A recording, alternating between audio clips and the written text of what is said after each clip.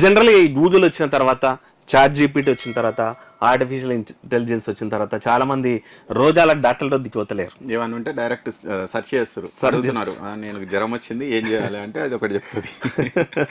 జ్వరం అంటే ఏంది, టెంపరేచర్ పలానా ఉంటే జ్వరం అంటారు, నీకు ఎంత ఉంది టెంపరేచర్, ఇట్లుంటే ఇట్లా దీనికి డోలో 50 వేసుకో, అట్లాంటివి వస్తున్నాయి. సో చాలా మంది ఏం చేస్తున్నారు అంటే డాక్టర్ వద్దకు పోతే ఓ 400 రూపాయల కన్సల్టేషన్ ఫీజు ఇవ్వాలి, 500 రూపాయల కన్సల్టేషన్ ఫీజు ఇవ్వాలి. ఇంకో దరిద్రం ఏమైందంటే చాలా మంది, అందరు డాక్టర్లు అంటలే కానీ చాలా మంది డాక్టర్లు జ్వరం అని పోయినా సరే, తుమ్ములని పోయినా సరే రాస్తారు, ఇంత లిస్ట్ రాసింటారు. టెస్టులు, మెడిసినే కాదు, ఇప్పుడు టెస్టులు రాస్తున్నారు. సో డెంగ్యూ ఉంటది, వైరల్ ఫీవర్ వస్తుంది, ఇదేమని ఉందో ఐడెంటిఫై అవుతుంది, చేసుకోరాదా అంటారు. ఇంతకుముందు డాక్టర్లు మామూలుగా జ్వరం అని పోతే టాబ్లెట్లు ఇష్టోళ్ళు 2-3 రోజులు చూసి తగ్గకుంటే అప్పుడు టెస్టులు రాసేటోళ్ళు. ఇప్పుడు అట్లా కాదు, ఫస్ట్ టెస్టులు రాస్తారు. ఆ టెస్టులు చేయించుకునే వరకు పని జ్వరం ఇంకా ఎక్కువ అవుతుంది.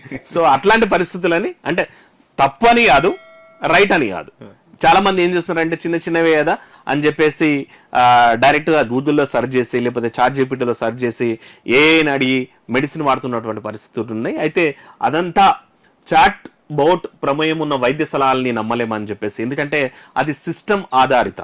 అంటే ఆల్రెడీ దానికి ఏమైతే తెలిసి ఉంటుందో అదే చెప్తుంది, అదే అనాలిసిస్ చేసి. అనాలిసిస్ జనరల్ చార్జ్ అది ఏ వచ్చి మనం పట్టుకొని చూడదు కదా జ్వరం ఎంత ఉంది, లేకుంటే నీకు ఇంకేమన్నా ఉన్నాయా అడిషనల్ గా, కళ్ళు తెరిచి నోరు తెరిచి అయితే చూడదు కదా.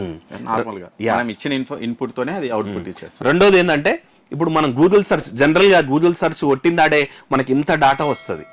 సో వాస్తవానికి ఏం జరుగుతుంది తెలుసా, గూగుల్ సెర్చ్లో టైప్ చేసిందాడు, ఆ సెర్చ్ కీవర్డ్ అనేటువంటిది దాదాపు 1000 సిస్టమ్స్కి కనెక్ట్ అయ్యి దాదాపు మనకి 0.02 మిల్లీ సెకండ్స్లలో మన డాటా ఇస్తుంది ఏదన్నా సెర్చ్ చేస్తే.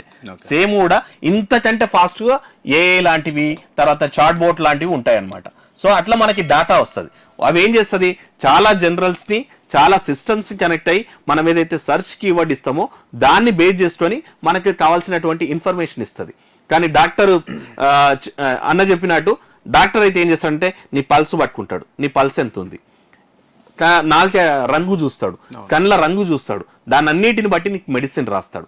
జ్వరమైనా సరే మనం ఏంది ఇన్ని టెస్టులు రాస్తారు అంటే, కొద్ది మంది ఏమో ఇంటెన్షనల్ గా బిజినెస్ కోసం రాస్తారు, కానీ చాలా మంది డాక్టర్లు ఏంటంటే ఐడెంటిఫై చేయడం కోసం కూడా. అందుకే వాళ్ళు అడుగుతారు ఎన్ని రోజుల నుంచి జ్వరం ఉంది, ఎన్ని రోజుల నుంచి తింటలేవు, లేకపోతే పొద్దున్న ఏం తిన్నావు, ఇట్లాంటివన్నీ క్వశ్చన్స్ అడుగుతారు. కాబట్టి మోస్ట్లీ వీలైతే ఈ చాట్ బాట్ అనేటువంటి వాటిని, ఏఐ లాంటి వాటిని, లేకపోతే చాట్ జీపీటీ లాంటి వాటిని, గూగుల్ సెర్చ్ వంటి వాటిని అయితే ఇగ్నోర్ చేయడం అయితే చాలా బెస్ట్ ఆప్షన్ అనేటువంటిది అయితే చెప్తున్నారు.